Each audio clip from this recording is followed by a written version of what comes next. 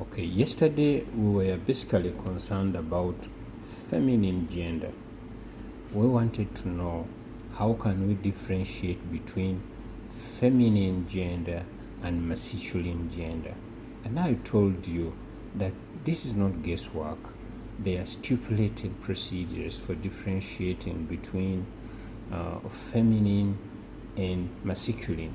So we wanted to give you a clue on how to identify words that are feminine, because at the end of the lessons, any word that does not fall in the feminine category obviously falls into the masculine category. You understand? So we said yesterday that there are words that are biologically feminine. Biologically feminine. So when you hear such type of words, you don't even have to ask. For example, if someone said wife, if someone said girl, if someone said sister, auntie, okay, you cannot reasonably ask that is this word feminine or masculine, because logically it's referring to something female, so it's biologically feminine. You understand? Okay, if you don't mind, I can put for you wife in Arabic is called zawja.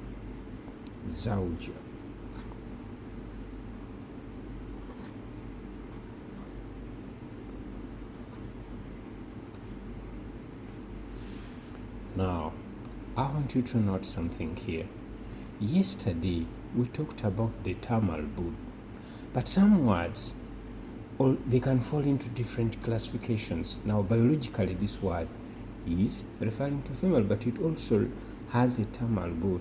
So even if you had not understood it already, it will fall into another category of words that have term albud.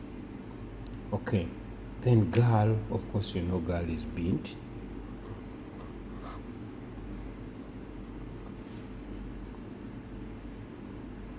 Sister is ukt.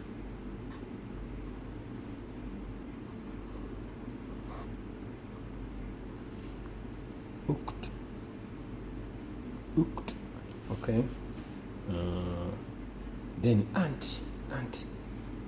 auntie can be called la'ama.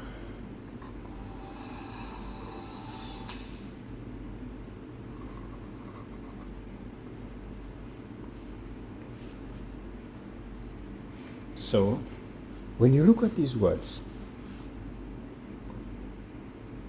you don't need to ask, and the list is endless.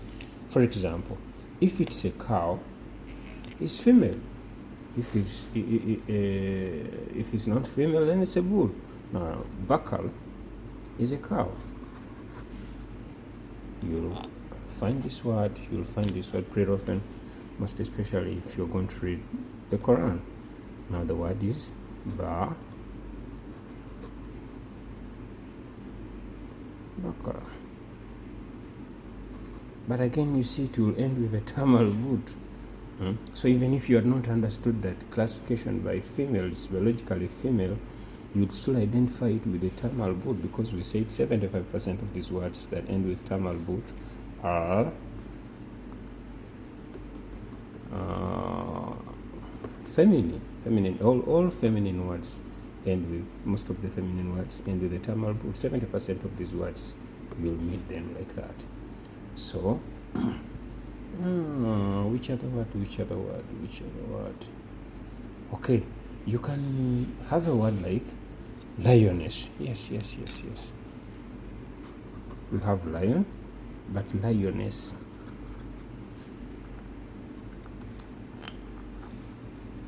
Male lion, female lioness. Labwa.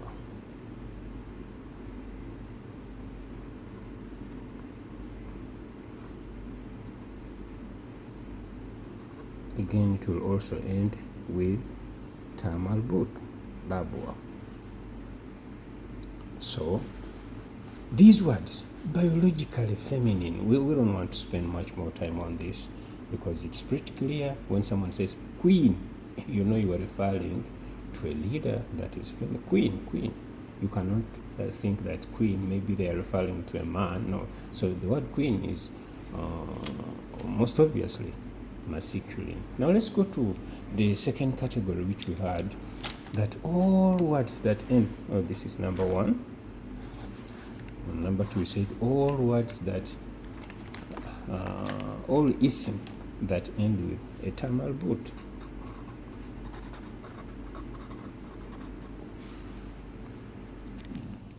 And we said ta malbut will appear at the end of the ism. At the end of the ism. So this ism can be a noun, an adjective, or a pronoun. Ta malbut. Now this is the most important part of it, and we said 70% of the feminine words end with a ta malbut. And we said that it appears at the end of the ism. If it appears at the end of the sentence, it will take the sound ha. But if it is in the middle of a sentence, it will take the sound ta.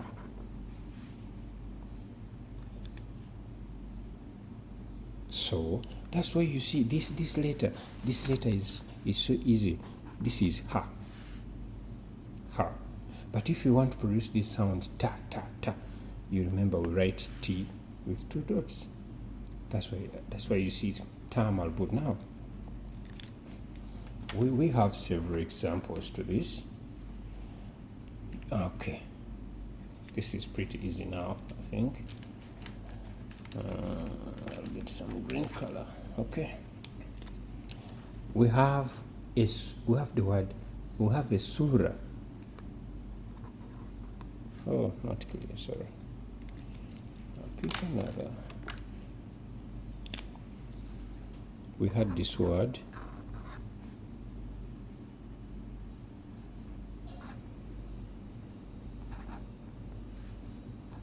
Yesterday we made this word surah. Then we had another word which we can now see today. When you read the Quran, you'll meet this Baqarah.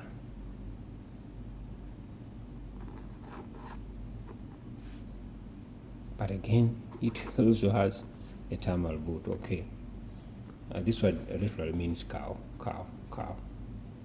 So when we write surah, and this you'll understand as we go on.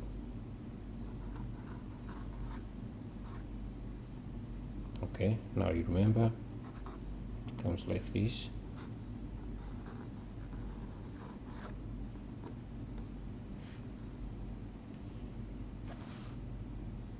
I want you to look at this sentence.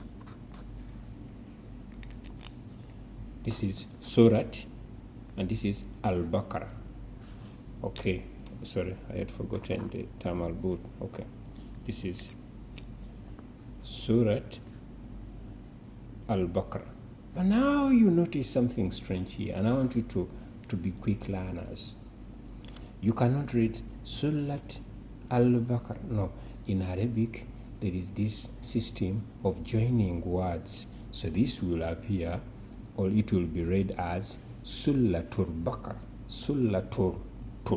Sullati will join to this to make Sullatul Baqarah. Okay, so it will appear Sullatul Baqarah.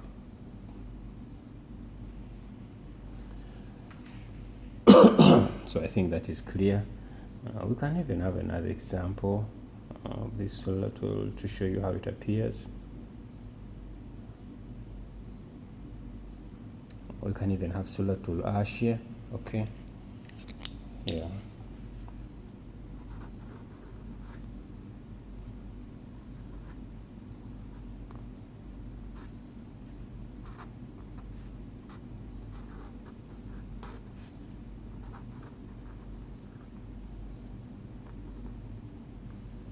Tool ash here. So you see again on tool ash, you see we are adding tool.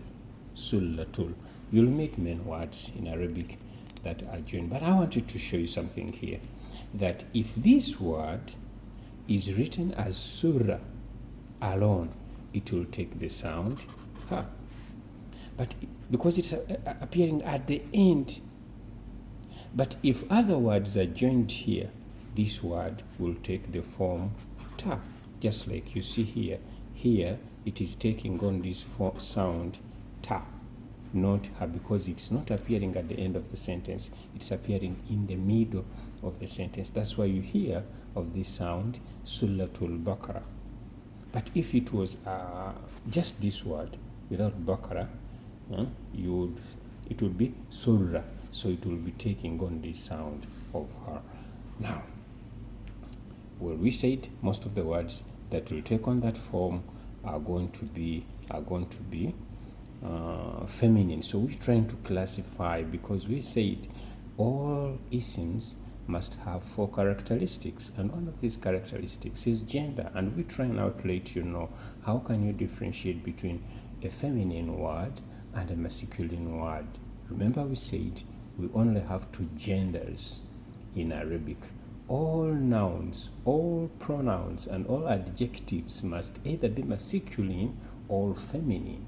And we want to show you how can you see a word, how can you see a noun, how can you see a pronoun or an adjective and know that it's feminine or masculine. And this is what we're trying to do now. Okay. Procedure number 3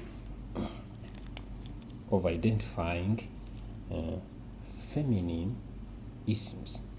All names of countries, towns, cities, etc., communities where you come from, fall in the feminine category. All names of cities, countries, towns will automatically fall in the feminine category. For example, I come from a country called Uganda. So if I'm writing my country Uganda, I will say Uganda. How will Uganda be written? Even if it does not end with a Tamal boot, still you'll know you're talking about a feminine ism.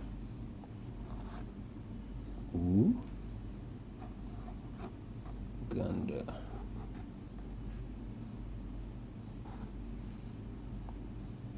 Okay. So when they ask you, is Uganda, how do you know Uganda is feminine or masculine?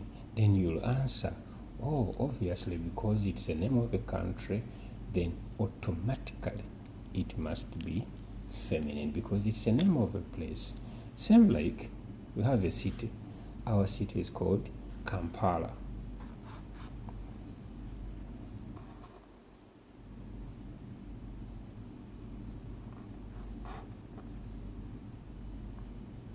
Kampala. Of course, Arabic does not have the letter P, so it will appear Kambal, but it's Kampala. Kampala.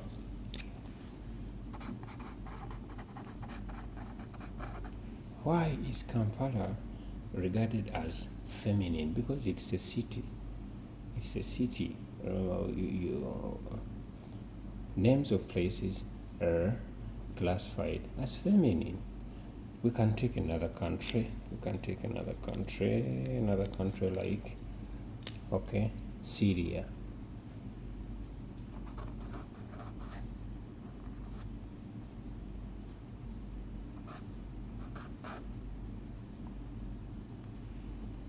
Syria.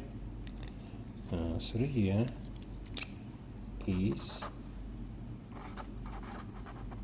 Syria. It's a country.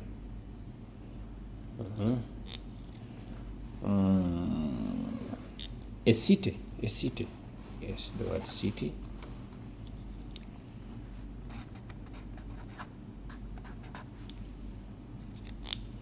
City. I think now this one everybody knows.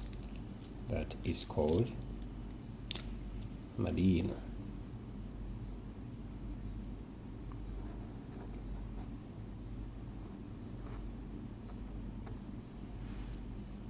Medina. But remember,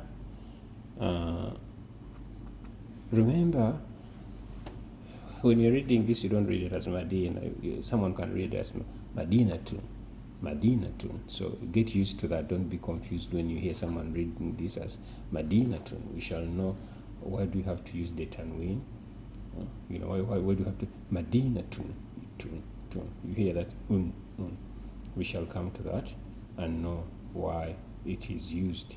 So another classification. I hope you are not slow learners. That classification number 1, words that are biologically feminine. Number 2, words that have a marboot at the end of the ism. Or number 3, all names of places like cities, countries, and towns, they are classified as feminine. So it doesn't have to confuse you when it gets to that.